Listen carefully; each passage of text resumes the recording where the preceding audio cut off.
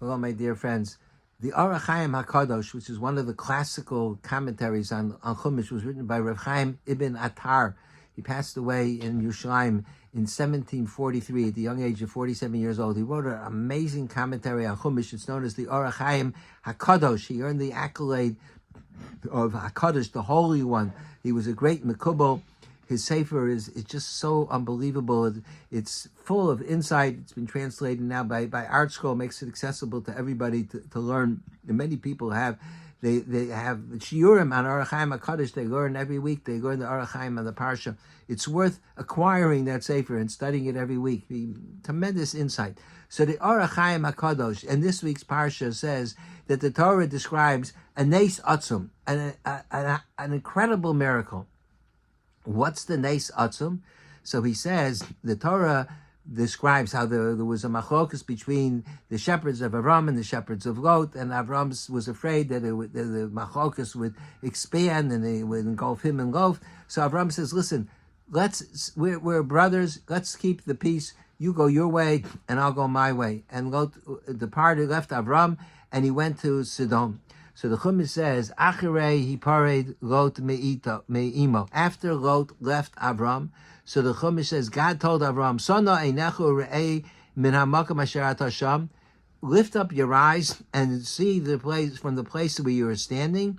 Tzafona v'negba yama tzafona became of yama, north, south, east, and west. Look at all of Eretz Yisrael. Ki as kol haaretz asher ata roeh. All this land that you see, I'm giving it to you and your descendants ad olam, forever. It will belong to the Jewish people. So the Orach Chaim HaKadosh questions, why does it say that you should see? See from the place where you're standing. Well, of course it's going to be from the place where you stand. Where else should he see it from? So the Orach Chaim says that God is telling Avram, you don't need to turn around. Normally, if you want to look in all different directions, you have to spin around.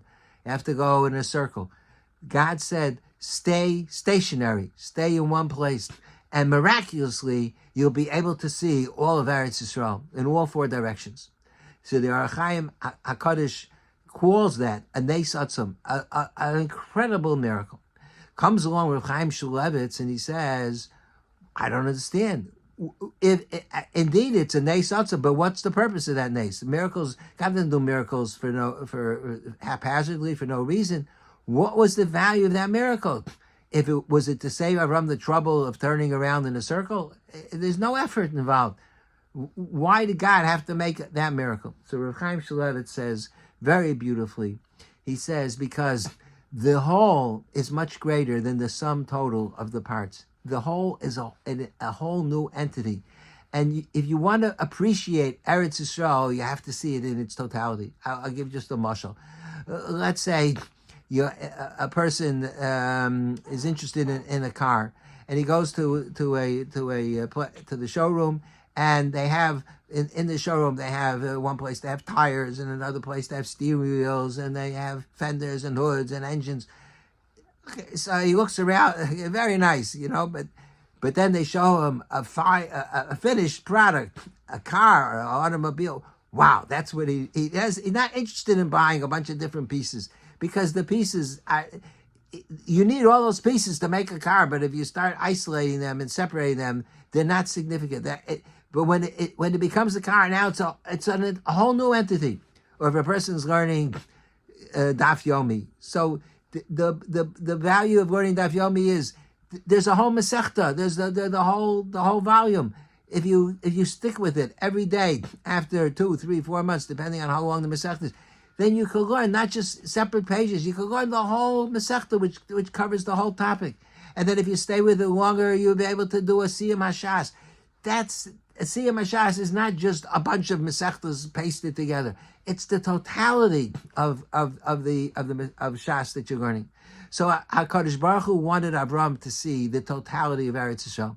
And perhaps just to offer even a little more explanation, not every spot in Eretz Yisrael is equal. Some places are prettier, some places are not so aesthetically beautiful.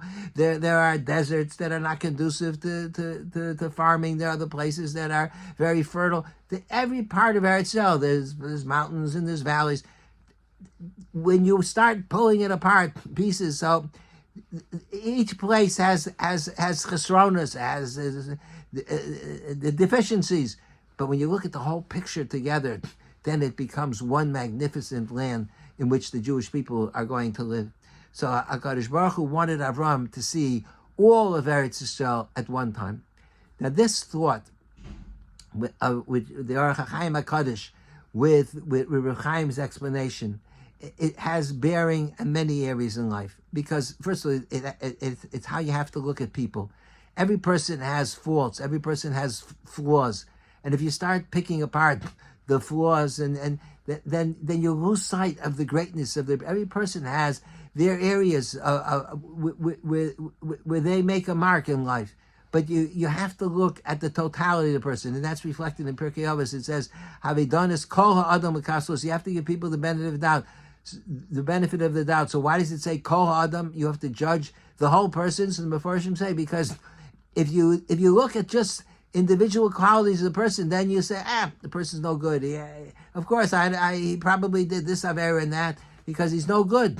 You have to look at the whole person, and then you have an appreciation of the greatness of the individual, and then you could give the person the benefit of the doubt. So in human relationships, you just like HaKadosh Baruch Hu told Avram, to appreciate Eretz Yisrael, it's not enough to look at a sliver. You have to look at the whole picture. So it's true about people also. You don't isolate qualities of a person. You have to look at the whole person in order to appreciate the greatness of the individual. I want to expand this another level as well, and that is that in life there's so many problems that we deal with. There's, as you get older, people get infirm and illness, and people have problems with parnasa, social problems, shalom bayis, raising children, all sorts of issues. And in the world in which we live, the problems are astronomical. The last 2 years, what happened in Eretz Yisrael, and all the tragedies, and the anti-Semitism that's just off the charts, and now we're having in America in the Congress is anti-Semitism, and we're all worried about the result will be of the upcoming elections in a few days. There's just problems galore, and it's easy to think the sky is falling, the world's collapsing, and a person becomes depressed. So you have to look at the big picture. You have to look at the totality. If you isolate this part of life and that part, of course there's problems, and of course there's deficiencies. But it's important to remember that God runs the world. That's really the big picture. That HaKadosh Baruch Hu is in charge, and He's running the world, and therefore you have to have faith in HaKadosh Baruch Hu that the world is moving in the right direction. I would add. The Chumash says that God told Avram that I'm giving you this land, all this land that you see will be for you and your children. The Chumash introduces it by saying, Acharei hiparad ito Lot. It was after Acharei hiparad Lot me'imo. After Lot left, then HaKadosh Baruch Hu said this to Avram. So I was wondering, why does it say? What's the connection? The two things are not related to each other. After Lot left. So he left. He went to Sodom. What does it have to do with the fact that God's saying you're going to inherit the entire land?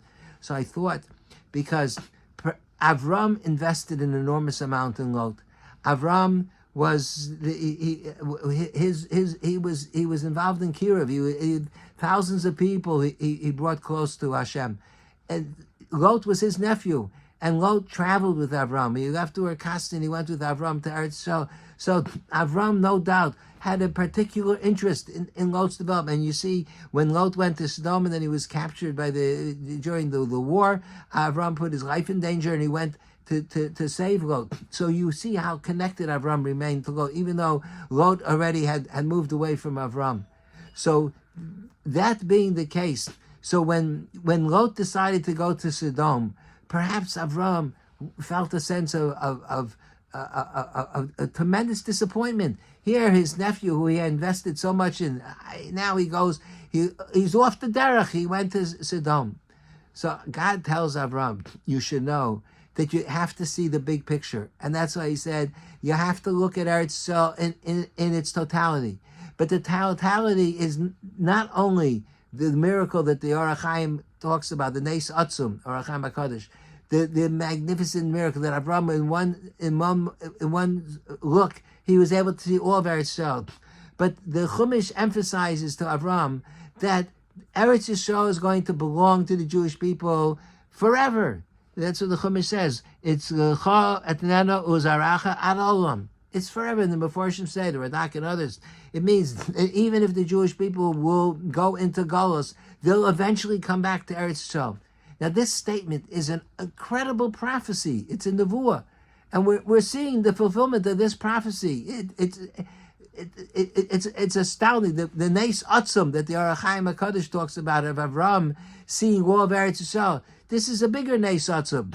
Then after 2,000 years of people that were exiled into Golus and in the diaspora, and they were downtrodden, and they were persecuted, and they were murdered, and there were inquisitions, and the Holocaust, and all the crusades, and all the other things that the Jewish people suffered with for 2,000 years. And now there's a fulfillment of the prophecy that it says in the Chumash. The Chumash says it's Zaracha ad olam, forever. It's going to belong to Klal Yisrael.